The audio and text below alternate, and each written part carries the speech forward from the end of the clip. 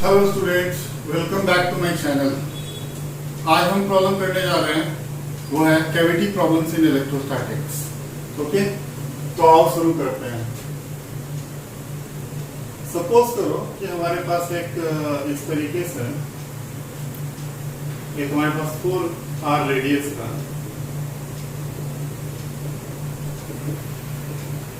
ये एक solid non conducting material है। इसमें एक ये 2r रेडियस का हमारे पास हमने एक कैविटी काट ली। इसकी डेंसिटी है rho coulomb per metre cube. Okay, centre से x डिस्टेंस पे, यानी कि सेंटर से यहाँ x डिस्टेंस पे आपको इलेक्ट्रिक फील्ड कैलकुलेट करना है। फाइंड द इलेक्ट्रिक फील्ड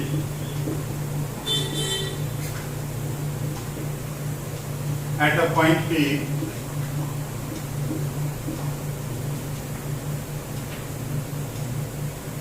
ठीक। एक आपके पास सॉलिड नॉन कंडक्टिंग मटेरियल है जिसका रेडियस है 4r। इसमें आपने क्या किया, एक 2r रेडियस का हमने कैविटी काट लिया।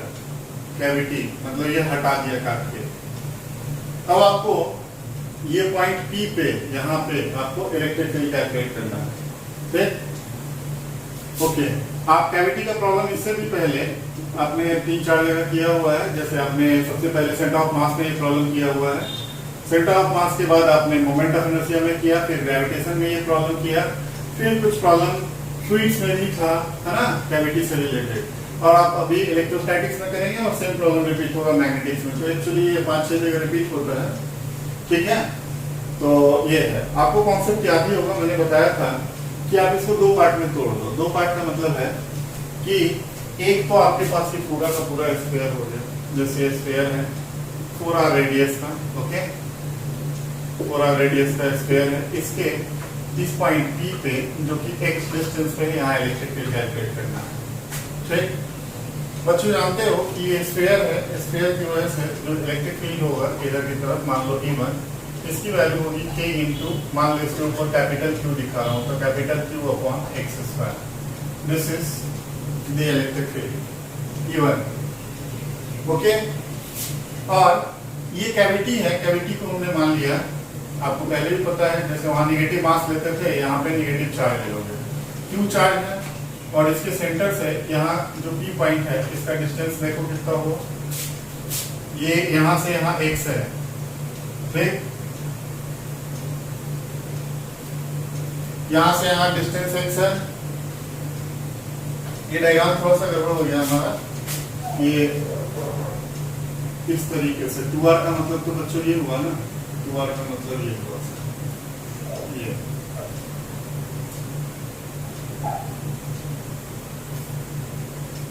ये 2r रेडियस। ठीक, अब देखो यहां से यहां तक का डिस्टेंस कितना होगा सर, यहां से यहां तक का डिस्टेंस कितना हो गया, ये हो गया x माइनस 2r। तो ये डिस्टेंस हो गया हमारा x माइनस 2r। ये कैविटी है। कैविटी को बच्चों ध्यान रखना है कि निगेटिव चार्ज कंसीडर करते हैं। तो निगेटिव चार्ज कंसीडर करने का मतलब सर इलेक्ट्रिक फील्ड इधर की तरफ होगा E2, और इसके लिए भी आउटसाइड पॉइंट है, यानी कि स्फीयर के लिए भी ये पॉइंट, ये जो बड़ा वाला स्फीयर था, इसके लिए भी ये पॉइंट बाहर है, छोटे वाले कैविटी के लिए भी ये पॉइंट बाहर है। तो इसके लिए फॉर्मूला लगेगा k इंटू Q अपॉन कितना डिस्टेंस है, x माइनस 2r का होल स्क्वायर, ये लगेगा फॉर्मूला। ठीक, अब एक काम करो, चार्ज की वैल्यू निकाल लो। चार्ज बोलो, कैपिटल Q कितना होगा, कैपिटल Q होगा रो इंटू 4/3 पाई, r की वैल्यू कितनी बच्चों, 4r3, और स्मॉल q की वैल्यू कितनी हो जाएगी, रो 4/3 पाई r इंटू 2r है रेडियस इसका। ये रेडियस कितना है बच्चों, 2r है। तो चार्ज आपको पता लग गया। अब देखो नेट इलेक्ट्रिक फील्ड, एक इलेक्ट्रिक फील्ड इधर है, एक इलेक्ट्रिक फील्ड इधर है। तो E नेट जो होगा that would be sir E1 minus E2। E1 की वैल्यू आपको पता है कितना है, k into Q upon x square minus sir k into Q upon कितना डिस्टेंस x माइनस 2r का होल स्क्वायर। क्लियर। और जो Q है और स्मॉल q की वैल्यू आप डाल दो, खत्म। ये Q की वैल्यू यहाँ से डाल दो और ये स्मॉल q की वैल्यू यहाँ से डाल दो, आपका आंसर आ जाएगा। बता दी तो इसका मतलब कितना हो गया, k upon x square, Q की वैल्यू बताओ बच्चों, रो इंटू 4/3 पाई 4r क्यूब, ओके, माइनस के क्यूब अपॉन के upon what, x minus 2r का होल स्क्वायर इंटू कितना, इंटू स्मॉल क्यू है rho into 4/3 pi into 2r का,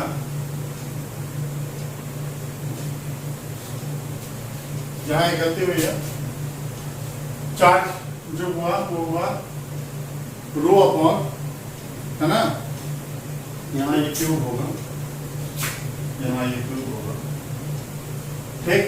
तो ये आपका नेट इलेक्ट्रिक फील्ड है, इसका मतलब ई नेट जो हुआ, नेट इलेक्ट्रिक फील्ड ये हुआ। कॉन्सेप्ट आपका पीछे की तरह ही है, सेम टू सेम जो आप करते रहे हो अभी तक कैविटी वाले। ये सिंपलेस्ट प्रॉब्लम है कैविटी का। कॉन्सेप्ट एक बार फिर से बताता हूँ। ये आपके पास एक 4r रेडियस का सॉलिड नॉन कंडक्टिंग मटेरियल है जिसका डेंसिटी फिक्स है, रो है, ठीक है। इसके अंदर एक 2r रेडियस का कैविटी काट के अलग कर लिया। P पॉइंट पे जो कि इसके सेंटर से x डिस्टेंस पे है, आपको इलेक्ट्रिक फील्ड कैलकुलेट करना है। इलेक्ट्रिक फील्ड 2 होगा, ये वाला जो स्फीयर है इसके बाहर है, तो बाहर में इलेक्ट्रिक फील्ड आप जानते हो एसेंसी के लिए क्या होता है, वो होता है k q upon x square, ठीक। तो भी डिस्टेंस क्या है, x है, q आप निकाल लोगे, यहाँ डाल दोगे। दूसरा इसका चार्ज आप निकाल लोगे, ठीक। और इसके लिए ये कैविटी का मतलब नेगेटिव चार्ज हम मान सकते हैं कि नेगेटिव चार्ज है, इट्स अ वे, है ना, to calculate what the electric field. तो ये नेगेटिव चार्ज हमने ले लिया। अब नेगेटिव चार्ज के लिए इलेक्ट्रिक फील्ड अंदर की तरफ होता है, एक इलेक्ट्रिक फील्ड बाहर, एक इलेक्ट्रिक फील्ड अंदर, ओके। तो net electric field E1 minus E2 ले लिया, ठीक। और ये सॉल्व करके हमने आंसर निकाल लिया। क्लियर है, इसको लिखो। फिर अब एक काम करते हैं, एक पॉइंट हम यहाँ ले लेते हैं, मतलब इसी के अंदर ले लेते हैं, और एक पॉइंट हम थर्ड यहाँ लेकर के कैविटी का काम खत्म करेंगे। लिखो वही कैविटी, ये 4r रेडियस का आपके पास एक नॉन कंडक्टिंग मटेरियल है,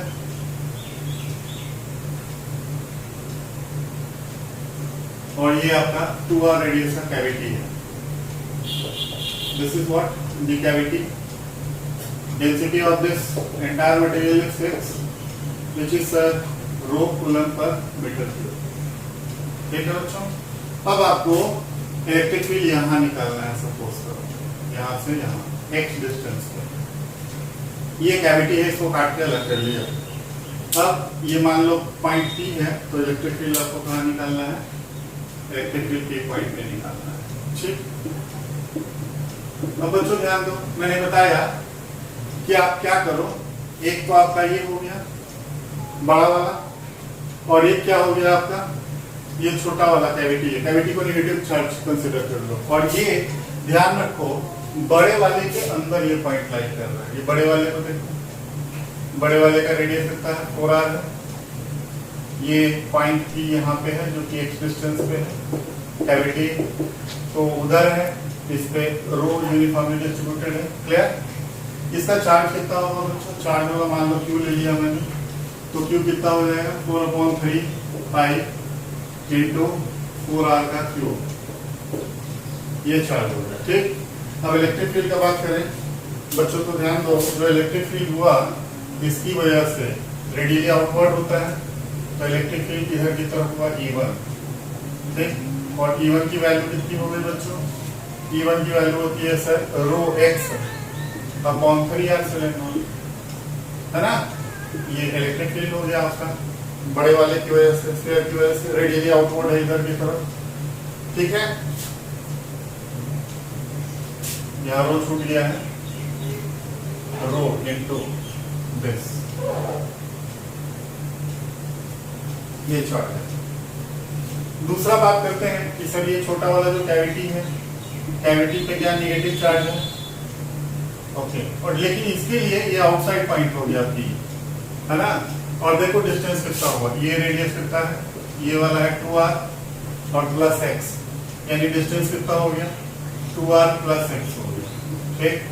इसके ऊपर जो चार्ज हुआ Q, मान लो Q कितना होगा, rho into 4/3 pi into 2r का whole cube. This is the charge. अब ध्यान दो, इलेक्ट्रिक फील्ड का बात करते हैं। जो नेट इलेक्ट्रिक फील्ड हुआ वो हुआ E1 माइनस E2।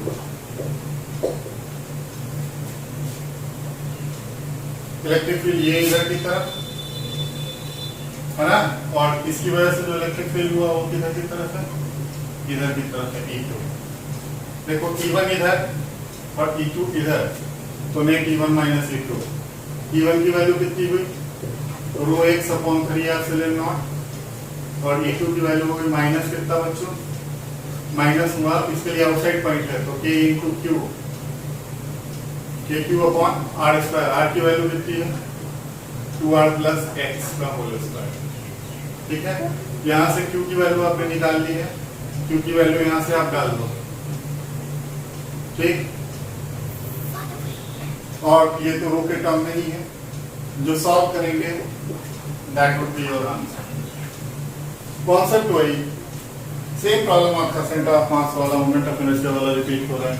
वहां निगेटिव मास लेते थे, यहाँ आपको कैविटी में निगेटिव चार्ज लेना है। This is the basic difference, और कुछ नहीं। अब इससे रिलेटेड एक टफ क्वेश्चन करते हैं जो जरी ने एक बार पूछा हुआ। ठीक, ये आपका SNC solid non conducting, density rho coulomb per metre cube. ठीक, इसका रेडियस है 4r। ठीक है बच्चों, ओके। और ये आपकी भी 2r रेडियस की कैविटी। एक काम करते हैं, अब हम पॉइंट यहां लेते हैं बच्चों, मान लो यहां लिया हमने पॉइंट, यहां से r1 डिस्टेंस पे, और इसके सेंटर से r2 डिस्टेंस। ये r2 है, ये r1 है, पॉइंट P यहाँ है। ठीक, यूनिफॉर्म डिस्ट्रीब्यूशन ऑफ चार्ज है। ये आपकी बच्चों कैविटी है, यानी कैविटी के इनसाइड पॉइंट पे आपको इलेक्ट्रिक फील्ड निकालना है। ये मान लो सेंटर C1 है, ये सेंटर C2 है। आपको अगेन क्या करना है, इलेक्ट्रिक फील्ड के पॉइंट पे कैलकुलेट करना है। ठीक है, ओके। अब अगर आप ध्यान से देखो तो ये दोनों के लिए क्या है, अंदर है। यानी अगर मैं बात करूं बड़े वाले का, ये बड़े वाला हो गया, ये वाला बड़ा होगा। बड़े वाले के ध्यान दो, ये R1 पे आपको निकालना है इलेक्ट्रिक फील्ड। ये R1 है, इलेक्ट्रिक फील्ड इधर की तरफ ही होगा E1, और इलेक्ट्रिक फील्ड की वैल्यू क्या होगी, रो इंटू R1/3 क्योंकि इनसाइड पॉइंट का इलेक्ट्रिक फील्ड रो R/3 होता है। ये तो था किसके लिए, बड़े वाले के लिए। अब बात करते हैं छोटे वाले के लिए। छोटा वाला मतलब कैविटी है ना, और कैविटी का सेंटर यहाँ है, पॉइंट कहाँ है, यहाँ है। ठीक, तो क्या ये R2 था, यस सर ये R2 है, और इलेक्ट्रिक फील्ड किधर है, इधर की तरफ है। ये हो गया E2, और E2 की वैल्यू कितनी हो गई बच्चों, रो R2/3r0। ठीक है, विथ माइनस साइन, क्योंकि ये आपका पोजीशन वेक्टर इधर है और इलेक्ट्रिक फील्ड अपोजिट है, इसलिए ये अगर आपको दिक्कत है तो मैं ऐसा बना देता हूँ। ये देखो, ये इलेक्ट्रिक फील्ड सर E1 हो गया, which is what, which is rho R1/3r0, और दूसरा जो है वो इधर की तरफ है E2, और E2 की वैल्यू है rho R2/3r0 with minus sign, with minus sign. This is what E2, vectorially लिख रहा हूँ। अब देखो, अगर नेट इलेक्ट्रिक फील्ड की बात करोगे तो E net would be what? E net would be E1 minus E2. ठीक, तो कितना हो गया ये, रो R1/3r0 माइनस, बेटा ये माइनस साइन डायरेक्शन दिखाने के लिए बताया कि जो इलेक्ट्रिक फील्ड है R2 है, एक दूसरे के अपोजिट है। E2 and R2 are opposite, that's why I have placed negative sign here, otherwise it has no significance. तो E2 will be what, row into R2/3r0। बच्चों जो कॉमन होने वाला है उसको कॉमन ले लो। अगर मैं E net लिखूं तो ध्यान देके देखो, क्या E net जो है sir rho upon 3 epsilon not common कर लो तो this is what r1 minus r2। Okay, अच्छा अब ध्यान से देखो, थोड़ा सा कॉन्सेप्ट यूज करते हैं वेक्टर का। ये क्या r1 है बच्चों, ठीक, और ये क्या r2, नो हाँ इट्स r2। और मान लो इसको मैं कुछ ले लेता हूँ, l ले लेता हूँ या d ले लेता हूँ, व्हाटएवर। तो वेक्टर सब्ट्रैक्शन पढ़ा है आपने। r2 इक्वल्स टू क्या हो जाएगा सर, r2 इक्वल्स टू यहाँ होगा r1 माइनस l। तो यहाँ से r1 minus r2 equals to l vector हो जाएगा। इसका मतलब जो नेट इलेक्ट्रिक फील्ड हुआ बच्चों, ई नेट है, वो हुआ rho upon 3 epsilon not into l। तो ध्यान दो, जो इलेक्ट्रिक फील्ड आया है ना, पूछा हुआ क्वेश्चन है, यहाँ जो इलेक्ट्रिक फील्ड आ रहा है this is independent to what, r1 and r2। इसका मतलब केवल ये दोनों के सेंटर पे डिपेंड कर रहा है इलेक्ट्रिक फील्ड। ये बच्चों इस पे डिपेंड कर रहा है, यानी कि l पे डिपेंड कर रहा है, ना ये r1 पे डिपेंड कर रहा है और ना r2 पे। इसका मतलब ई नेट जो है is independent to r1 and r2। ठीक, r1 r2 से इंडिपेंडेंट है and depends only on the line joining the centers, ठीक। उसका मतलब कि केवल इस पे डिपेंड कर रहा है, इससे और इससे इंडिपेंडेंट है। So this was very good question as far as cavity problems is concern.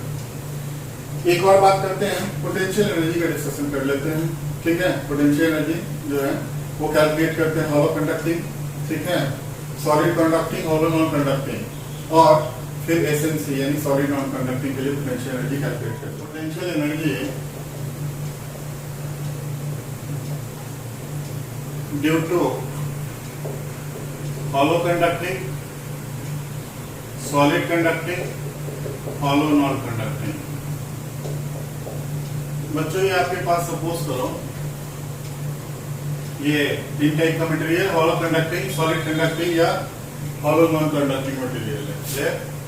Suppose करो इस पे आपने चार्ज दिया Q। अब आप जानते हो ये चार्ज कहाँ आके जमा होता है, ये जमा होता है बच्चों, ये जमा होता है सरफेस पे, ठीक। मान लीजिए कि इसका रेडियस है r, ओके, ठीक।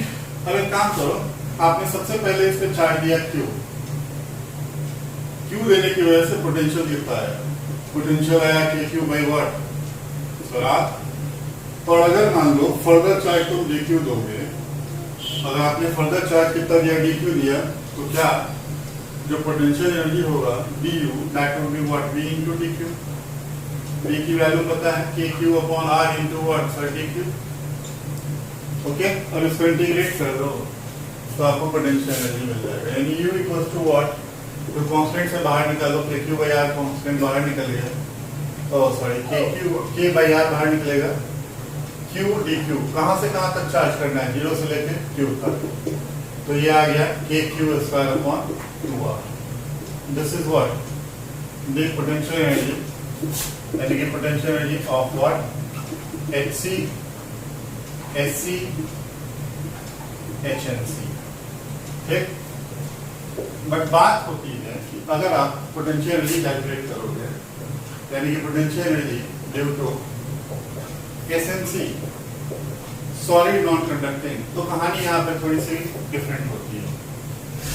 डिफरेंट ये होती है कि सपोज करो अगर आपको ये एक एसएनसी है और इस पे अगर आपको चार्ज देना है, तो जब चार्ज दोगे ना, तो सबसे पहले ये चार्ज जो होगा वो अंदर ऐसे एक्युमुलेट होना शुरू होगा और होते होते होते पूरा सरफेस पे आ जाएगा। मतलब मेरे कहने का मतलब है कि मान लीजिए कि ये रेडियस है r1, तो यहाँ चार्ज होगा q1, ये रेडियस है अगर r2, तो यहाँ चार्ज होगा q2, और ये रेडियस हुआ बच्चों r3, तो चार्ज हुआ q3।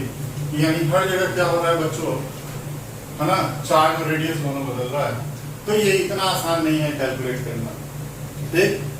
इसको करने के लिए आपको क्या करना पड़ेगा कि सपोज करो मैंने एक छोटा सा इसके अंदर आर रेडियस का था, ये छोटा सा मैंने स्मॉल आर रेडियस का एक हमने पार्ट लिया और इसके अंदर सर चार्ज है, मान लो क्यू, इसके अंदर चार्ज क्यू है, आर रेडियस पे चार्ज मैंने माना क्यू, ठीक, स्मॉल आर रेडियस पे।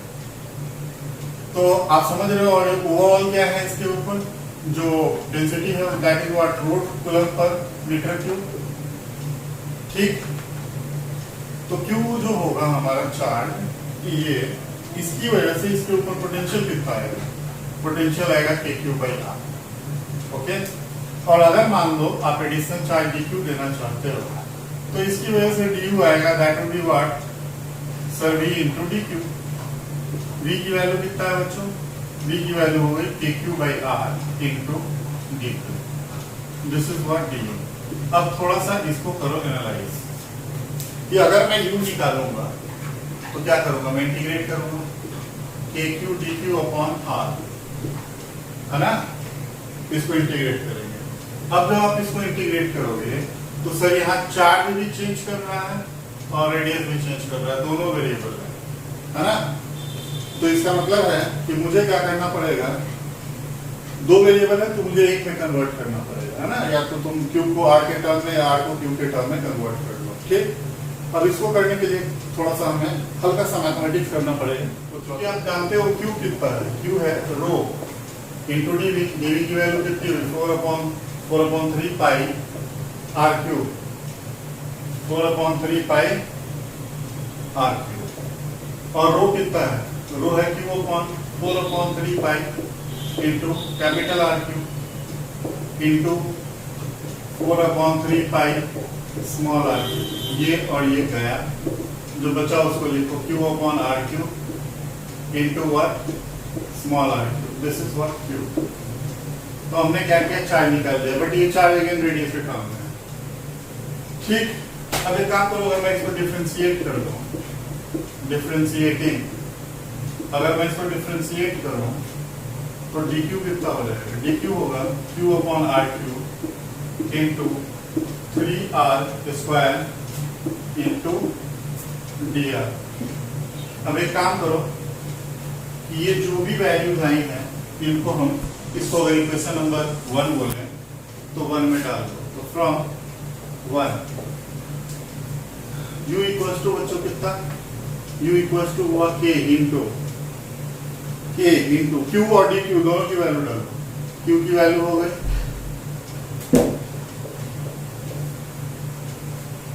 और डी क्यू की वैल्यू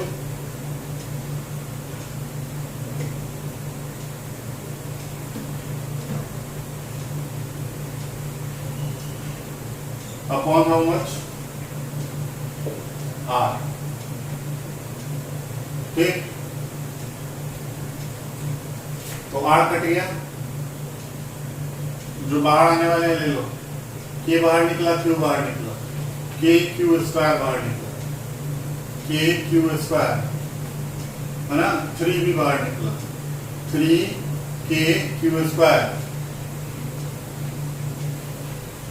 अपॉन R6 बाहर निकला, ये R और ये R कट गया, बचा कितना, R का पावर 4 इंटू डी आर। कहां से कहां तक, 0 से लेके R तक चार्जिंग करनी है, ठीक है। तो 3 के क्यू स्क्वायर अपॉन R का पावर 6 और ये आएगा बच्चों R5/5। इसको जब सॉल्व करोगे तो 3/5 आया, ये कितना, K Q square upon what R।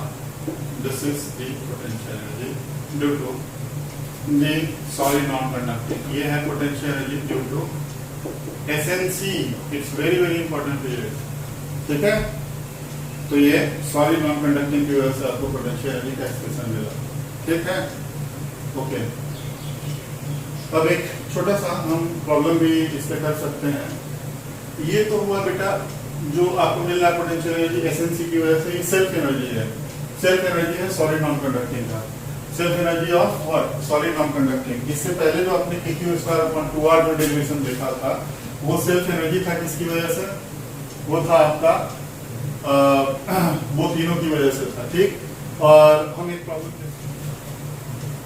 ये बच्चों देखो कि अगर आपके पास मान लो R1 रेडियस का एक हॉलो कंडक्टिंग मटेरियल है, दूसरा R2 रेडियस का आपके पास SNC सॉलिड नॉन कंडक्टिंग, बीच का दोनों सेंटर के बीच का अगर डिस्टेंस है सपोज करो आप R ले लो, ठीक। तो आपसे पूछ रहा है potential energy of this system बताओ, सिस्टम की पोटेंशियल एनर्जी क्या होगी।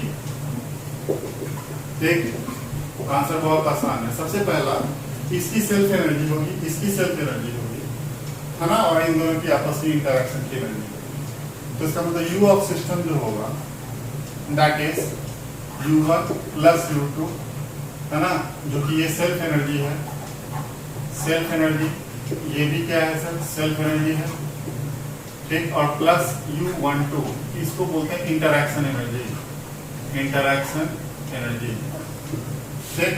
तो इसका मतलब U ऑफ सिस्टम जो हुआ बच्चों, U ऑफ सिस्टम, U1 बच्चों कितना हॉलो कंडक्टिंग के लिए अभी पढ़ा था, मान लो इस पे चार्ज क्या है Q1 है और इस पे चार्ज क्या है Q2 है, तो आप क्या लिखोगे K into Q1, K Q1 का स्क्वायर अपॉन कितना 2R1 प्लस K Q2 का स्क्वायर अपॉन व्हाट 2R2 और plus K into Q1 Q2 upon what R। This is the interaction energy. तो ये था आपका सिस्टम का पोटेंशियल एनर्जी, क्लियर। तो ये आपका कुछ पोटेंशियल एनर्जी से रिलेटेड बातें थी। तो आज की क्लास में हमने कैविटी देखा और हमने पोटेंशियल एनर्जी देखा, SNC HC, है ना, इन सब की वजह से, ठीक। ये बहुत इंपॉर्टेंट है, इसको अच्छे से आप थोड़ा सा, है ना, प्रैक्टिस करें। Okay, thank you.